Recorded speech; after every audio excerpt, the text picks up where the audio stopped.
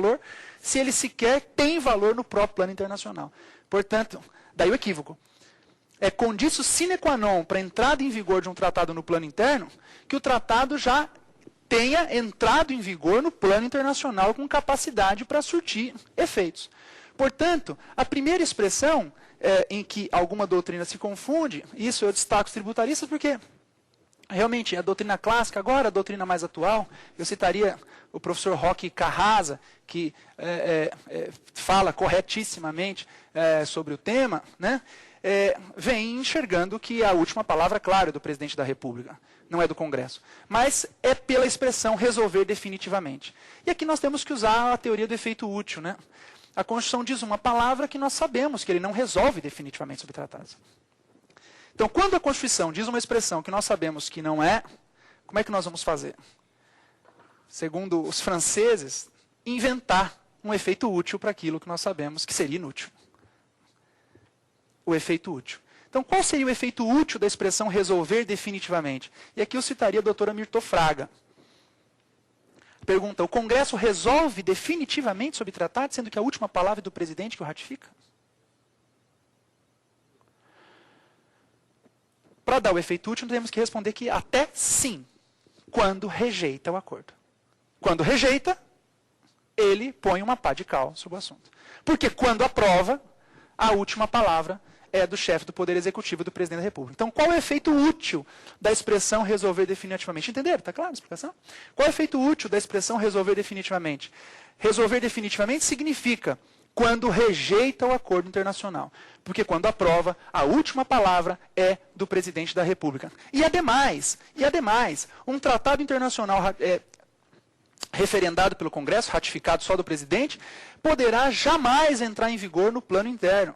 Imaginem vocês um exemplo simples, um exemplo até muito simplório, até demais, para a graduação em Direito. Imaginem vocês um tratado internacional para celebrar, para construir uma ponte que interliga dois estados. E o Congresso, depois de anos e anos e anos, 80, 90 anos no Congresso Nacional para aprovar o tratado é aprovado e enviado ao presidente para ratificar. Quando o presidente vai ratificar, o rio secou. Não há necessidade de se fazer mais ponte. Quer dizer, o tratado perdeu totalmente o objeto. O presidente vai ratificar? Não vai. A ratificação é um ato discricionário do presidente da República. Daí porque o Congresso não está resolvendo definitivamente sobre o tratado em caso de aprovação. Me parece que a doutrina no Brasil, nesse ponto, também, o professor Cachapuz, também, a doutrina mais abalizada, também versa sobre esse tema. De qualquer forma, aprovado então o tratado pelo Congresso, que é o referendo congressual, cuidado, amigos, muitos livros de direito constitucional, muito cuidado, falam que o Congresso ratifica tratados.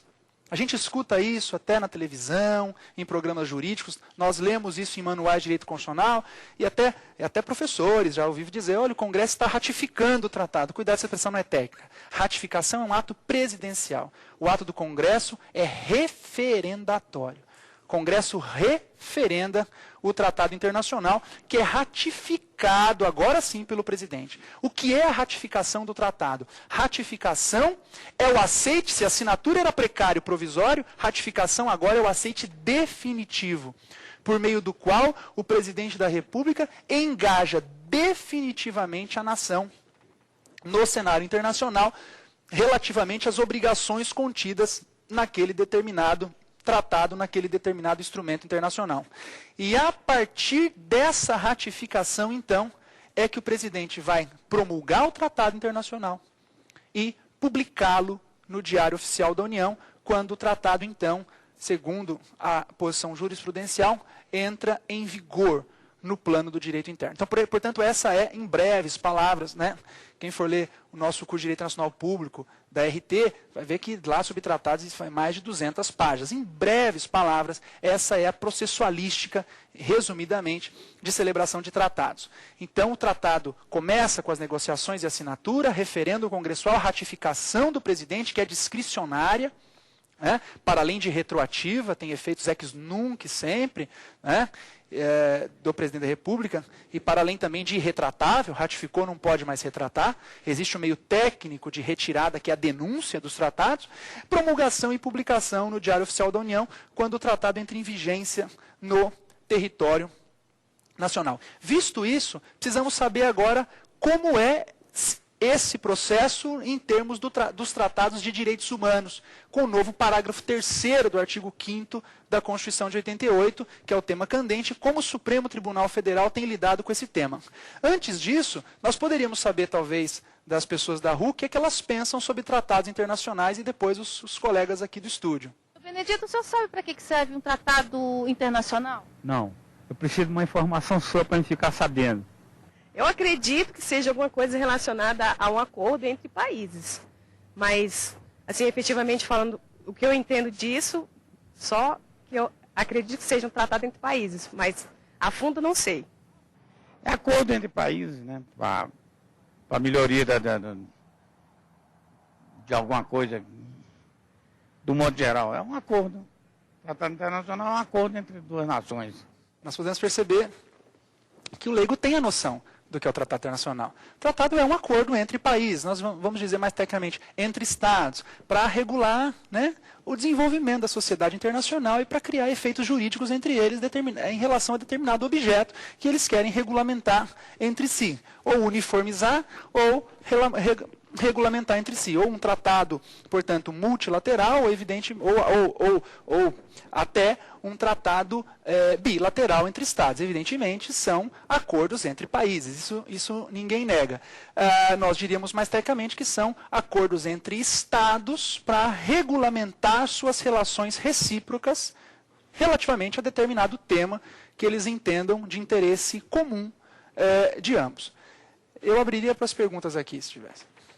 O senhor estava falando agora sobre a competência do presidente da República e do Congresso.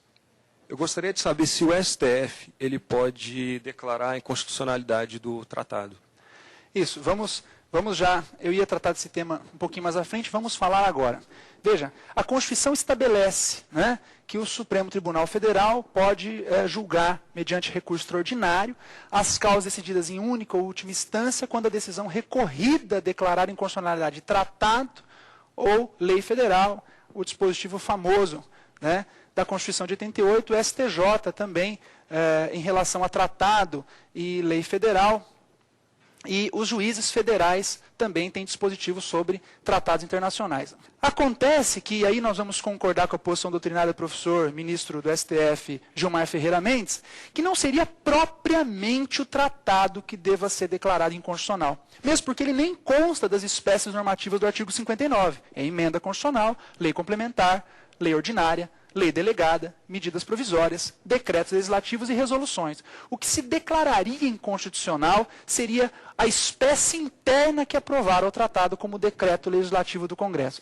Isso é raro de existir.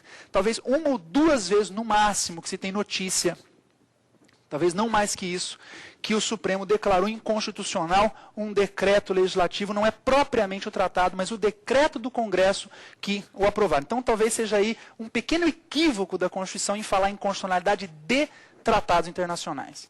Pois não. José, Faculdades Fortune. Professor, mesmo o presidente tendo assinado o tratado, ou o delegado para alguém assinar por ele, havendo o referendo do Congresso, há necessidade dele ratificar novamente? Perfeitamente, perfeitamente, porque nós temos que pensar que o presidente da República ele dura pouco tempo. Até por isso, não só por isso. A questão é jurídica, o presidente que assina, o presidente ratifica. Mas imagina um tratado assinado por Geisel, que foi aprovado hoje pelo Congresso Nacional. Então, é evidente, o presidente pode estar até morto. É claro que, então não é a figura da pessoa física presidente, é o cargo, presidente da República, ele assina um tratado, é referendado pelo Congresso, pode demorar anos, e depois o presidente da República, do momento, ratifica novamente. Tá? Então, a Convenção de Viena é expressa nesse sentido. O chefe do executivo que assinou, pode ter sido até a mesma pessoa, ele tem que voltar e ratificar. Demir Monteiro, Faculdade Forte. Qual seria o papel de Itamaraty na assinatura de um tratado? O papel do Itamaraty é importantíssimo. Primeiro que o Itamaraty participa de todas as negociações de um tratado internacional. Segundo que, mesmo no trâmite das negociações, o Itamaraty vai ter o papel de conselheiro, principalmente o ministro das Relações Exteriores e os diplomatas de carreira e os chefes de missão diplomática, conselheiros da Presidência da República, no sentido de se é viável ou não assinar esse tratado, muito antes dele ser submetido ao